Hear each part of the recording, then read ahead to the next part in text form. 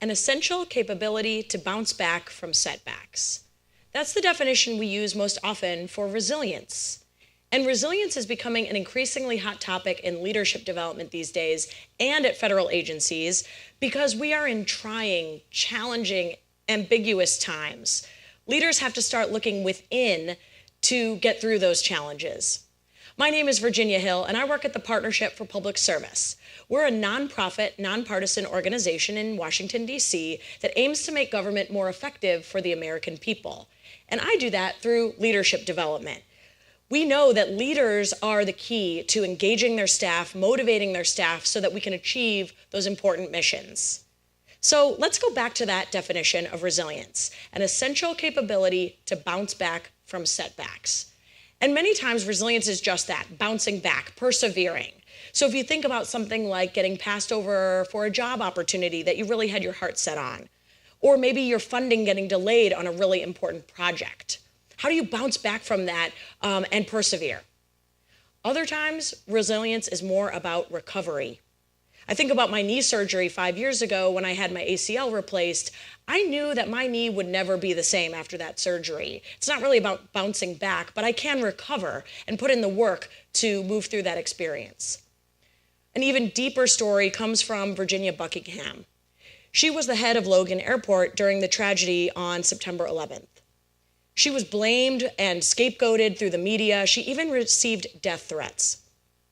When she told her story at a conference I saw her speak at 2 years ago, there wasn't a dry eye in the house. Her story is more about recovery. Her life, her family's life will never be the same, but she was able to move through that experience. I bring up both kinds of resilience because it's not just about the big, tragic, or giant setbacks that we face. It's about the everyday challenges that we meet, the everyday resilience that we exhibit that actually allows us to be prepared for when big challenges hit. Resilience is a skill, an inner characteristic that we can learn and practice. Resilient people see flaws, problems, mistakes, setbacks as a normal, natural part of being alive. In fact, my favorite quote about this comes from Jose N. Harris, and he said, "Falling down is part of life. Getting back up is living." So today I want to share with you the 4 ingredients of resilience.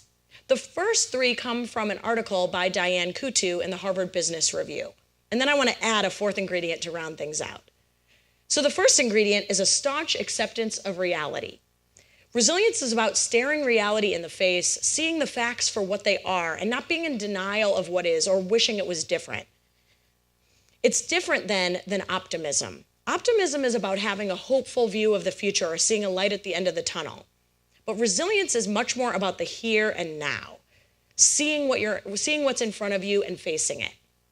Okay, the second ingredient is a deep belief that life is meaningful. And this is about an attitude towards life and what happens that you can learn from your experiences, no matter how terrible. The example that Kutu gives in her article is of Viktor Frankl's book, A Man's Search for Meaning, which many of you might have read, about his experience in surviving and enduring a concentration camp during World War II. The third ingredient is an ability to improvise. Of course, we're not going to be able to anticipate all the setbacks we face or come up with all the contingency plans. So we have to be ready in the moment to adapt to our changing circumstances, and that's why we need improvisation. A great question to think about here is, I'm here, now what? Then there's that 4th ingredient I wanted to add to Kutu's work, and that is a mindfulness practice. If resilience is an inner characteristic, something that comes from the inside out, then we have to be able to work on ourselves inside. And if we have to change our mindset, how are we going to do that without ever examining our mind? A mindfulness practice means cultivating the ability to pay attention in the moment on purpose and without judgment. So how do we actually practice this? I want to give you a few tips for leaders to practice this everyday resilience. So ingredients number 1 and 4 really go together, the ability to look at reality as well as be mindful. So find a mindfulness practice that works for you. It doesn't have to be sitting meditation, although that's a great way to cultivate it. It could be walking meditation or mindful breathing. It could even be something like running if you find that to be meditative. Secondly, around the idea that life is meaningful and we can learn from everything, it really helps leaders to journal. Journaling allows you to capture your emotions, your challenges in the moment, and then you can reflect on them months later to realize, wow, that really wasn't that big of a deal. Or, well, that was really hard at the time, but I learned a lot and grew a lot from it.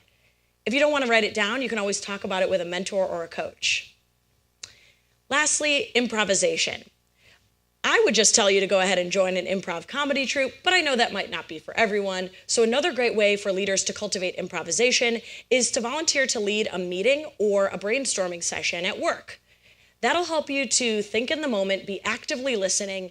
You don't know what's going to come out of it, and you're just rolling with the circumstances in the moment. So those are some ways you can practice everyday resilience to get yourself good at this so that when big challenges or setbacks occur, you train yourself to survive before the fact. On behalf of the Partnership for Public Service, I want to thank you for your attention. I really hope that you can use this information to become more resilient and remind you that you've survived 100% of your worst days thus far. You're already resilient in your own way, and you can use this information to practice getting back up no matter how many times you fall down.